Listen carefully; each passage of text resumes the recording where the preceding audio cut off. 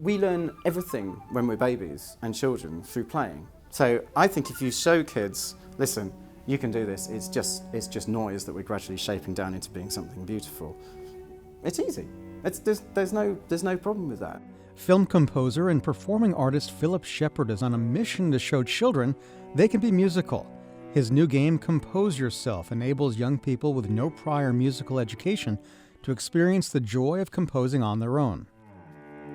Mr. Shepard created a set of 60 cards featuring musical notation that can be combined and rearranged into thousands of different permutations. Children can compose a tune with the cards and then immediately hear what their creation sounds like on a computer or a mobile device by plugging the numbers printed on each card into the game's website. Which means when a kid is laying their cards out, you can flip a card over any direction and you hear it instantly in the way it's changed. Players can use one of 3 ways to hear their composition played. By solo marimba, recorded by 3-time Grammy Award-winning percussionist Evelyn Glennie. Have their music played with the embellishment of a full symphony orchestra, or hear their tune played by marimba with orchestra accompaniment. Mr. Shepard got the idea for Compose Yourself when he was on a tight writing schedule himself. He was traveling in the U.S. when a director called him one evening and requested 2 new pieces of music. I said, okay, well, when do you need them by? He said, well, we're mixing the film tomorrow morning, so really 9 o'clock by the latest. I thought, well, what would a classical composer do? They would probably actually come up with a single little motif and flip it around and just get as much out of it as they could. Using transparency papers he happened to have with him, Mr. Shepard followed his hunch. So I started writing single measures down, cutting them up, and then shuffled them up. And I literally dropped them down onto the desk in the hotel room where I was staying. The process worked like a charm.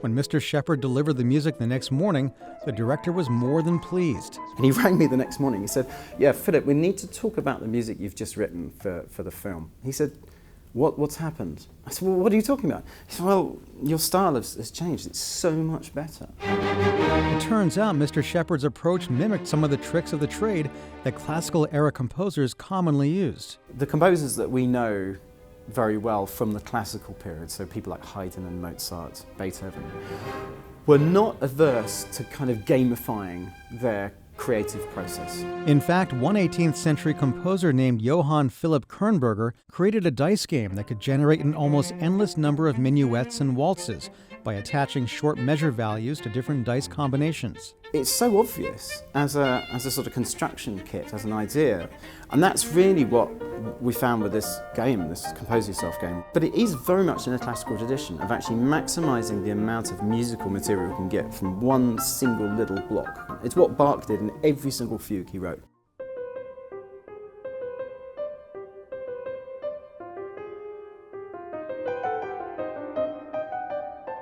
At the moment, the game does have its limitations.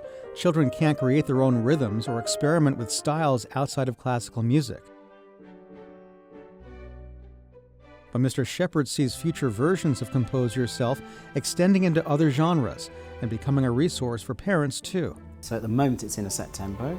So I'd love it if it became a springboard for people to get serious about it. For now, Mr. Shepard sees the game as a unique way for children to get their feet wet and play with the idea of creating music. He doesn't promise that the game will teach children how to read music. Instead, he hopes it will show young people how to have fun with it. If we can just expose them to it, then they can choose to do it. And if they choose to do it, then we can help. But it's not teaching, it's play.